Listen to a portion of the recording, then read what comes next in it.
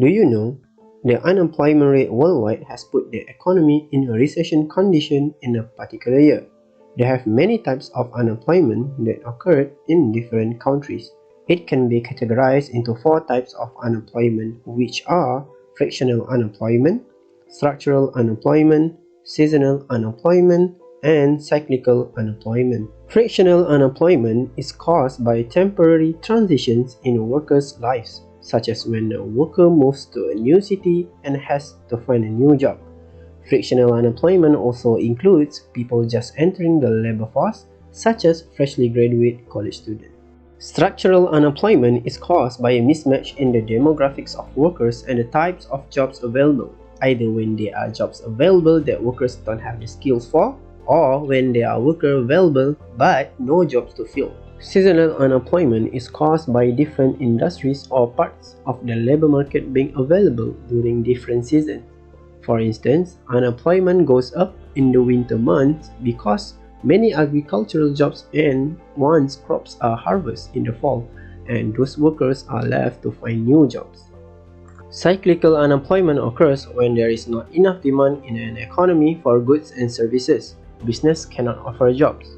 An example, if all consumers become fearful at once, consumers will attempt to increase their saving at the same time, which means there will be decrease in spending and business will not be able to employ all employable workers. Since the start of the COVID-19 outbreak, millions of Americans have lost their jobs. According to the US Department of Labor, more than 38.6 million Americans have applied for unemployment insurance benefits as of May 21st.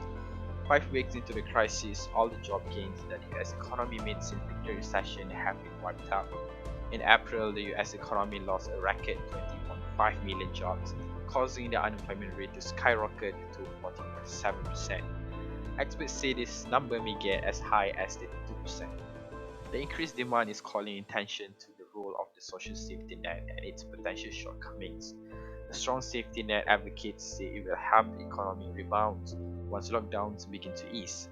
So how does the United States unemployment insurance system work in the stress of the COVID-19 pandemic? The unemployment insurance system is set up as a partnership between the federal government and the states in order to provide temporary financial aid to certain workers. Federal law sets the general criteria that workers must in order to receive benefits across all states. So, who is eligible to apply unemployment insurance? Beneficiaries must have lost a job through no fault of their own, be able to work and are actively seeking work, and have earned at least a certain amount prior to becoming unemployed. However, each state can apply these guidelines differently. Workers receive unemployment benefits from the state where they were employed. So, what benefit does unemployment insurance provide? The first one is the number of weeks. While some states simply provide the same number of weeks of benefits to all unemployed workers, most states vary the number of weeks according to the amount of workers' past earnings. In most states, workers are eligible for a maximum of 26 weeks. Next, the dollar amount. The average unemployed benefit is a little more than $300 per week.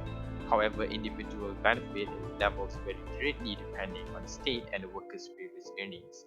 In addition, in several states, workers receive higher benefits if they have dependents.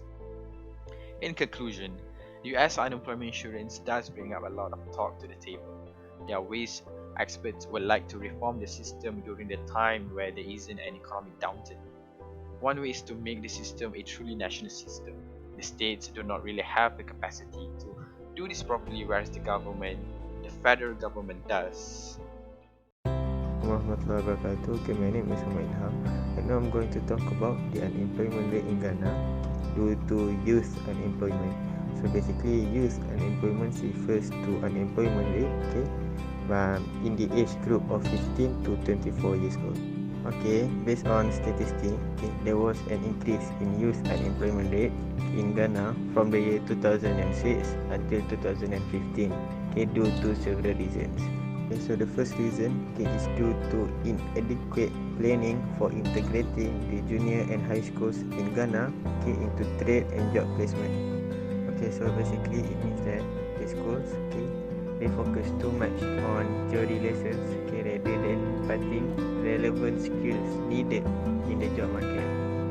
When graduate students have insufficient skills needed in the job market, the company will hire a more experienced workers rather than the graduate students, because they need more qualified workers. So that's why the youth unemployment rate in Ghana increased. Okay, so the second reason is that the education and training in Ghana have no links to the needs of the important sector in the economy. So basically, the schools in Ghana, they educate and train students, but then the training and the education given have no links to the needs of the important sector in the economy. Okay, for example, it's like mining, lumbering, petroleum, and fishing. Okay, these kinds of sectors are important sectors in Ghana. Okay, however, the schools does not provide training and education that is related to this kind of sectors. Instead, they focus on things that is unrelated, to the important sectors.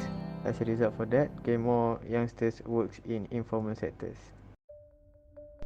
Unemployment analysis in Iraq. Iraq is one of the Organization of Islamic Cooperation or OIC country in this world. Iraq faces a war crisis since years ago, and their economy was strongly affected. This led to high unemployment rate happened in Iraq. In 1999, the unemployment rate in Iraq started in a quite high rate, which is 9.07%. Then the rate slightly decreased until 2012 with the rate of 7.97%. In 2013, the unemployment rate seems to increase drastically. The increasing of unemployment rate in 2013 was due to the war that happened between Iraq and Islamic State of Iraq and Levant, or known as ISIL, that was supported by United States, that started during December 2013. This war caused a huge chaos to be happen in Iraq. After the full-scale war happened, the situation became worse, then led the Prime Minister of Iraq, Nouri al-Maliki, to resign, and the country became more unstable. Because of this situation, the unemployment rate in Iraq rose drastically from 2013 until 2017 with the rate of 13.02%. Finally, on December 2017, Prime Minister Haider al-Abadi announced victory over ISIL and Iraq started to rebuild the country. The unemployment rate slightly decreased to 12.82% in the following years after the war has ended. Even though the war was officially ended, the damage that has been done still left scars that give a huge impact to the economy and unemployment rate in Iraq. These considerations have several policy implications in a period of economic restraint. First, the nature of employment response that would result in an economic correction has changed. Restraint is less likely to produce sudden large-scale unemployment than it is to restrict hours of work and the growth of new jobs. In the first instance, unemployment would fall primarily on secondary earners and part-timers, on adult women and young people. Later, it would begin to affect regularly employed adult male workers, primarily in construction and heavy manufacturing. But these workers are generally well covered by unemployment insurance and, to some extent, by supplementary unemployment benefits and other similar protections. Statistics have shown that when workers are unemployed, their families lose wages and the nation as a whole loses their contribution to the economy in terms of the goods and services that could have been produced. Unemployed workers also lose their purchasing power, which can lead to unemployment for other workers, creating a cascading effect that ripples through the economy. In this way, unemployment even impacts those who are still employed. In a nutshell, unemployment is a serious issue for any economy.